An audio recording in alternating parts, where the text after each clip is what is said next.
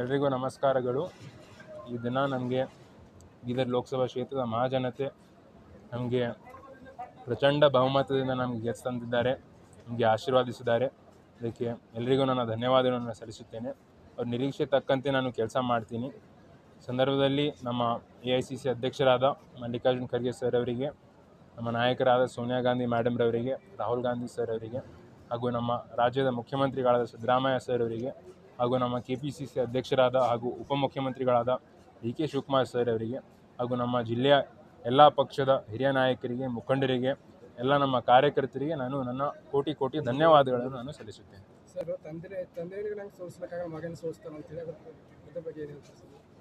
ಹೇಳೋದೇನಾದರೆ ಜನ ಒಂದು ನಿರ್ಧಾರ ಮಾಡಿದ್ದಾರೆ, ಜನ ನಮಗೆ ಅವಕಾಶ ಮಾಡಿಕೊಟ್ಟಿದ್ದಾರೆ, ತಕ್ಕಂತೆ ನಾವು ಕೆಲಸ ಮಾಡ್ತೀವಿ. ಇದರಲ್ಲಿ ಜನನೇ ಫೈನಲ್ಲು, ಜನ ಏನು ಹೇಳ್ತಾರೆ ಅದೇ ನಾವು ಕೇಳಬೇಕಾಗತ್ತೆ.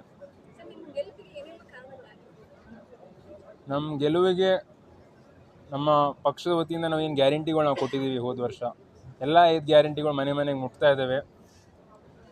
ಎಲ್ಲ ಕಡೆ ನಾವು ನುಡಿದಂತೆ ನಾವು ನಡೆದಿದ್ದೀವಿ. ನಮ್ಮ ಎಲ್ಲ ಪಕ್ಷದ ಮುಖಂಡರು ಒಗ್ಗಟ್ಟಾಗಿ, ನಮ್ಮ ಎಲ್ಲ ಪಕ್ಷದ ಕಾರ್ಯಕರ್ತರು ಒಗ್ಗಟ್ಟಾಗಿ ಬೂತ್ ಮಟ್ಟದಲ್ಲಿ ಅವ್ರು ಕೆಲಸ ಮಾಡಿದ್ದಾರೆ. ಎಲ್ಲ ಕಡೆ ನಾವು ಪಂಚಾಯತ್ ಮಟ್ಟದಲ್ಲಿ ನಾವು ವಿಸಿಟ್ ಮಾಡಿದಾಗ ಎಲ್ಲ ಕಡೆ ನಮಗೆ ಒಳ್ಳೆ ರೀತಿಯಲ್ಲಿ ರೆಸ್ಪಾನ್ಸ್ ನಮಗೆ ಸಿಕ್ಕಿತ್ತು.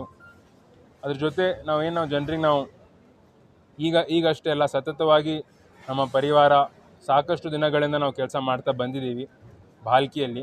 ಇದನ್ನೆಲ್ಲ ನೋಡಿ ಜನ ನಮ್ಮ ಮೇಲೆ ಒಂದು ನಂಬಿಕೆ, ಒಂದು ವಿಶ್ವಾಸ ಇಟ್ಟು ನಮಗೆ ಆಶೀರ್ವಾದ ಮಾಡಿದ್ದಾರೆ. ತಕ್ಕಂತೆ ಅವ್ರ ನಿರೀಕ್ಷೆ ತಕ್ಕಂತೆ ನಾವು ಕೆಲಸನೂ ಕೂಡ ಮಾಡ್ತೀವಿ ಅಂತ ನಾನು ನಮಗೆ ಹೇಳೋದಕ್ಕೆ ಬಯಸುತ್ತೇನೆ. ತುಂಬ ಸಂತೋಷ ಆಗಿದೆ. ಇದ್ರ ಜೊತೆ ನಮ್ಮ ಜವಾಬ್ದಾರಿ ಕೂಡ ಹೆಚ್ಚಿಗೆ ಆಗಿದೆ. ತಕ್ಕಂತೆ ನಾವು ಜನರ ಪರವಾಗಿ ಕೆಲಸ ಮಾಡ್ತೀವಿ. ಎಲ್ಲೆಲ್ಲಿ ಅನ್ಯಾಯ ಆಗ್ತಿದೆ ನ್ಯಾಯ ಪರವಾಗಿ ನಾವು ನಿಂತ್ಕೊಳ್ತೀವಿ, ಬಡವರ ಪರವಾಗಿ ನಾವು ನಿಂತ್ಕೊಳ್ತೀವಿ. ಯಾರ್ದು ಕೈ ಬಿಡಲ್ಲ ಅಂತಂಬೋದು ನಾನು ನಿಮಗೆ ಸ್ಪಷ್ಟವಾಗಿ ಹೇಳೋದಕ್ಕೆ ಬಯಸುತ್ತೇನೆ.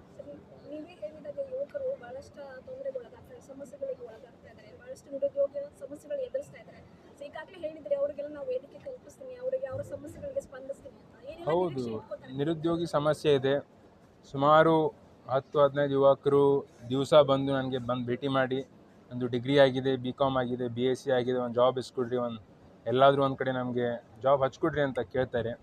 ಅದಕ್ಕೆ ಇಂಥ ಸಂದರ್ಭದಲ್ಲಿ ಯುವಕರಿಗೆ ಒಂದು ಉದ್ಯೋಗ ಕೊಡಿಸೋ ಕೆಲಸ ನಾನು ಮಾಡ್ತೀನಿ. ಪ್ರಾಮಾಣಿಕವಾಗಿ ನಾನು ಪ್ರಯತ್ನ ಮಾಡ್ತೀನಿ. ಅದ್ರ ಜೊತೆ ರೈತರ ಪರವಾಗಿ, ರೈತರಿಗೆ ಏನು ಫಸಲ್ ಬಿಮಾ ಯೋಜನಾ ಅದರಲ್ಲಿ ಅವರಿಗೆ ಕರೆಕ್ಟಾಗಿ ಹಣ ಬರ್ತಾ ಇರಲಿಲ್ಲ, ಸಮಯಕ್ಕೆ ಬರ್ತಾ ಇರಲಿಲ್ಲ, ಕರೆಕ್ಟಾಗಿ ಅಮೌಂಟು ಕೂಡ ಬರ್ತಾ ಇರಲಿಲ್ಲ.